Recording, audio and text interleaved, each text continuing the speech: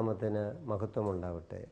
നോമ്പാചരണത്തിൻ്റെ ധന്യമായ അനുഭവങ്ങളിലൂടെ ആ ആചരണത്തിൻ്റെ അവസാന ആഴ്ചയിലേക്ക് നാം പ്രവേശിച്ചിരിക്കുന്നതായ ഒരു സന്ദർഭമാണിത്. മനുഷ്യജീവിതത്തിൽ യാത്രകൾക്ക് വളരെയധികം പ്രാധാന്യമുണ്ട് എന്നുള്ളത് എല്ലാവരും അംഗീകരിക്കുന്ന സത്യമാണ്. വിനോദത്തിന് വേണ്ടിയുള്ള വിനോദയാത്രകളും വിജ്ഞാനത്തിൻ്റെ അത്ഭുത നിധികൾ തേടിയുള്ള അനുഭവങ്ങൾ തേടിയുള്ള പഠനയാത്രകളും ആത്മതപനത്തിലൂടെ മഹത്തായ ജീവിതത്തിൻ്റെ ഔന്നത്യത്തിലേക്കുള്ള തീർത്ഥയാത്രകളും സാമൂഹികമായ മാറ്റത്തിന് തുടക്കം കുറിക്കുന്ന അതിന് കൂടുതൽ ശക്തി പകരുന്നതായുള്ള ജനകീയ മുന്നേറ്റ യാത്രകളുമൊക്കെ ചരിത്രത്തിൽ നിർണായകമായ സ്ഥാനം നേടിയിട്ടുള്ള യാത്രകളാണ്. നമുക്കറിയാം, ചൈനയിലെ വളരെ പ്രസിദ്ധമായിട്ടുള്ള ചുവപ്പ് സേന മാർച്ച് എന്ന് പറയുന്നത് ചൈനയുടെ രാഷ്ട്രീയത്തിൽ തന്നെ വലിയ മാറ്റങ്ങൾ വരുത്തിയ അത്തരത്തിലുള്ളൊരു മുന്നേറ്റമായിരുന്നു. മഹാത്മാഗാന്ധിയുടെ ദണ്ഡി യാത്ര എന്തിനായിരുന്നു നമുക്കറിയാം. ഉപ്പിൻ്റെ മേൽ നികുതി ചുമത്തിയ ബ്രിട്ടീഷ് സർക്കാരിനെതിരെയുള്ള ആ ഒരു വലിയ ജനകീയ മുന്നേറ്റത്തിന് തന്നെ തുടക്കം കുറിച്ച് അതിന് ശക്തി പകർന്നതായിട്ടുള്ള വലിയൊരു അനുഭവമായിരുന്നു ഗാന്ധിജിയുടെ ദണ്ഡി യാത്ര. നമ്മുടെ കർത്താവിൻ്റെ യെരുശലേമിലേക്കുള്ള യാത്രയെന്ന് പറയുന്നത് ഇതാ പാപം മൂലം ഇടിഞ്ഞു തകർന്നു പോയ ജീവിതങ്ങളെ പുനരുദ്ധരിക്കുവാനുള്ള മനുഷ്യജീവിതത്തിൻ്റെ മേൽ പാപത്തിൻ്റെതായ സ്വാധീനം ചെലുത്തുമ്പോൾ ആ സ്വാധീനത്തിൽ നിന്ന് അവരെ വിടുവിക്കുവാനുള്ള യേശുവിൻ്റെ രക്ഷാപദ്ധതിയുടെ ആ മുന്നേറ്റ യാത്രയാണ് നാം യെരുശലേമിലേക്ക് കാണുന്നത്.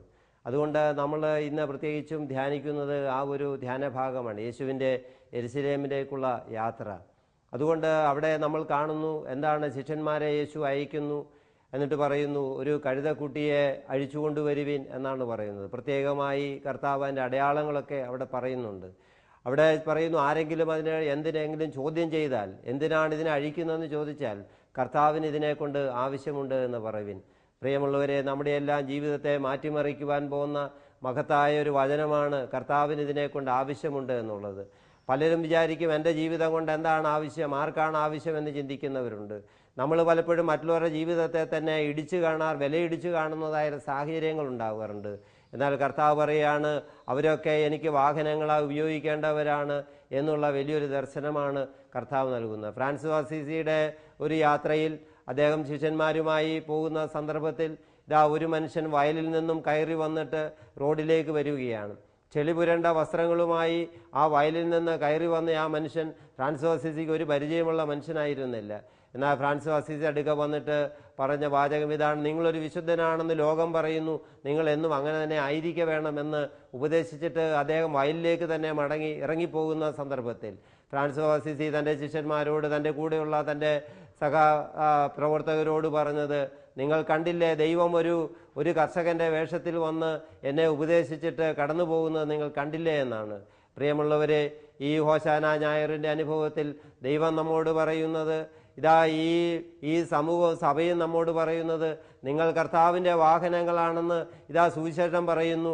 കർത്താവ് നിങ്ങളെ വാഹനമാക്കാൻ ആഗ്രഹിക്കുന്നുവെന്ന് കർത്താവ് തൻ്റെ ആഗ്രഹം സുവിശേഷത്തിൽ വെളിപ്പെടുത്തുന്നു. നിങ്ങളെന്നും അങ്ങനെ ആയിരിക്കെ തന്നെ വേണമെന്നാണ്. ഡോക്ടർ എസ് രാധാകൃഷ്ണൻ ഇന്ത്യയുടെ പ്രസിഡന്റായിരുന്നു, വിദ്യാഭ്യാസ വിചക്ഷണനായിരുന്നു, മഹത്തായമായ വിദ്യാഭ്യാസ ദർശനങ്ങളുടെ ജ്ഞാനപീഠങ്ങൾ കയറിയ വലിയ മനുഷ്യനാണ് ഡോക്ടർ രാധാകൃഷ്ണൻ. അദ്ദേഹത്തിൻ്റെ ജീവിതത്തിൽ അവിസ്മരണീയമായ ഒരു സംഭവം ഇങ്ങനെയാണ് രേഖപ്പെടുത്തിയിരിക്കുന്നത്. അദ്ദേഹം മൈസൂർ യൂണിവേഴ്സിറ്റിയിൽ നിന്ന് അദ്ദേഹത്തിന് കൽക്കട്ട യൂണിവേഴ്സിറ്റി ട്രാൻസ്ഫറായി പോകേണ്ട സാഹചര്യം വന്നപ്പോൾ അവിടെ മൈസൂർ യൂണിവേഴ്സിറ്റി വലിയൊരു യാത്രയപ്പൊക്കെ സംഘടിപ്പിച്ചു. അപ്പോൾ വളരെ വലിയ ഗംഭീരമായ യാത്രയപ്പാണ്. യാത്രയപ്പിന് ശേഷം അദ്ദേഹത്തെ റെയിൽവേ സ്റ്റേഷൻ വരെ കൊണ്ടുപോകാനായിട്ട് ഒരു കുതിരവണ്ടിയൊക്കെ അവിടെ റെഡിയാക്കി നിർത്തിയിരിക്കുകയാണ്. എന്നാൽ അദ്ദേഹം മീറ്റിംഗ് കഴിഞ്ഞ് ആ കുതിരവണ്ടിയിൽ കയറാനായി വരുന്ന സന്ദർഭത്തിൽ കുറേ ചെറുപ്പക്കാർ ചെന്നിട്ട് ആ കുതിരവണ്ടിയിലെ കുതിരകളെ അഴിച്ചു മാറ്റുകയാണ്. അപ്പോൾ എല്ലാവരും അത്ഭുതത്തോടുകൂടി ഒരു ഭയാശങ്കകളോട് ഇതിനെ വീക്ഷിക്കുകയാണ്. എന്താണ് ഇവർ ചെയ്യുന്നത്? അപ്പോൾ അവർ പറഞ്ഞ വാചകം, ഈ ഡോക്ടർ രാധാകൃഷ്ണൻ അറിവ് പകർന്നത്, അദ്ദേഹം സ്നേഹം പകർന്നത് ഞങ്ങൾക്കാണ്, അദ്ദേഹത്തിൻ്റെ ശിഷ്യരാണ് ഞങ്ങൾ, അല്ലാതെ ഈ കുതിരകളല്ല അദ്ദേഹത്തിൻ്റെ വണ്ടി വലിക്കേണ്ടത്, ഞങ്ങൾ അദ്ദേഹത്തിൻ്റെ വണ്ടി വലിക്കുമെന്ന് പറഞ്ഞുകൊണ്ട് ആ ഡോക്ടർ രാധാകൃഷ്ണനെ കുതിരവണ്ടിയിൽ കയറ്റി അവർ തന്നെ ആ കുതിരവണ്ടി വലിച്ച് റെയിൽവേ സ്റ്റേഷൻ വരെ കൊണ്ടുപോയി ആദരിച്ചു എന്ന് ചരിത്രം രേഖപ്പെടുത്തുന്നുണ്ട്. ഇന്ന് ഞാനും നിങ്ങളും ചെയ്യേണ്ട മഹത്തായ ഒരു കർമ്മം ഇതാണ്: കർത്താവിൻ്റെ വാഹനങ്ങളായി ഈ സമൂഹത്തിലേക്ക് ഇറങ്ങിച്ചെല്ലുവാൻ കർത്താവ് നമ്മളെ വിളിക്കുന്ന സമയത്ത് അത്തരത്തിൽ തയ്യാറാകാനുള്ള ഒരു മനസ്സൊരുക്കം നമുക്ക് ഈ നോമ്പ് ദിനങ്ങളിലൂടെയൊക്കെ ആർജിക്കേണ്ടതായിട്ടുണ്ട്. നമ്മളവിടെ ശ്രദ്ധിക്കേണ്ട ഒരു കാര്യമുണ്ട്. ഈ കഴുതയുടെ പ്രത്യേകത എന്താണ്? ആ കഴുത ഒരു കെട്ടപ്പെട്ട കഴുതയാണ്, അവിടെ കെട്ടിയിട്ടിരിക്കുന്ന കഴുതയാണ്. അതിനെ അഴിച്ചുകൊണ്ട് വരുവാനാണ് പറയുന്നത്.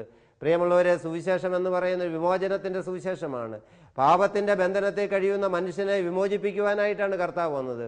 ഈ കഴുതയൊക്കെ അതിൻ്റെ ഒരു പ്രതീകമായി പോലും നമുക്ക് വിചാരിക്കാവുന്നതാണ്.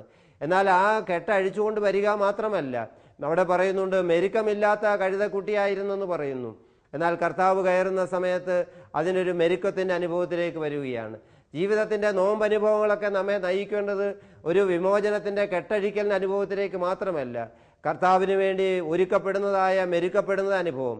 നമ്മുടെ ജീവിതത്തിൽ മെരുക്കമല്ലാത്ത ഒത്തിരി സ്വഭാവങ്ങൾ നമുക്കുണ്ടായിരിക്കാം.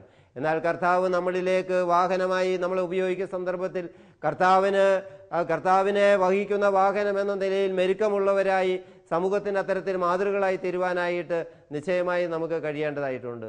അവിടെ ആളുകളൊക്കെ ചെയ്തെന്താണ്? അവരുടെ വസ്ത്രമൊക്കെ വഴിയിൽ വിരിച്ചു എന്നാണ് പറയുന്നത്. അവരുടെ വസ്ത്രമെന്ന് പറയുന്നത് അഹങ്കാരത്തിൻ്റെ, അവരുടെ ആഡംബരത്തിൻ്റെയൊക്കെ പ്രതീകമാണ്. ഇന്ന് നമ്മുടെ അഹങ്കാരത്തിൻ്റെ വസ്ത്രങ്ങളൊക്കെ നമ്മൾ ഈ വഴിയിൽ വിരിക്കുന്ന സന്ദർഭത്തിൽ കർത്താവ് അതിലൂടെ കടന്നു പോകും. കർത്താവ് നമ്മുടെ അഹങ്കാരത്തിൻ്റെ മേൽ കടന്നു പോകുമ്പോഴാണ് നമ്മൾ വിശുദ്ധിയുടെ പദവിയിലേക്ക് ഉയരുന്നത്. അങ്ങനെയാണ് കർത്താവിൻ്റെ യെരുശലേം യാത്ര ആ കഴുതയെ വാഹനമാക്കി സഫലമാക്കി തീർത്തതുപോലെ എൻ്റെയും നിങ്ങളെയും വാഹനമാക്കുവാൻ ആഗ്രഹിക്കുന്ന കർത്താവ്, ജീവിതത്തിൻ്റെ വിവിധ മുഖാന്തരങ്ങളിലേക്ക്, വിവിധ രംഗങ്ങളിലേക്ക് കടന്നു ചെല്ലുവാൻ ആഗ്രഹിക്കുന്ന കർത്താവ്, നമുക്ക് ആ രീതിയിൽ നമ്മൾ ഉപയോഗിക്കണമെങ്കിൽ നമ്മുടെ അഹങ്കാരം ഉപേക്ഷിക്കപ്പെടേണ്ടതായിട്ടുണ്ട്.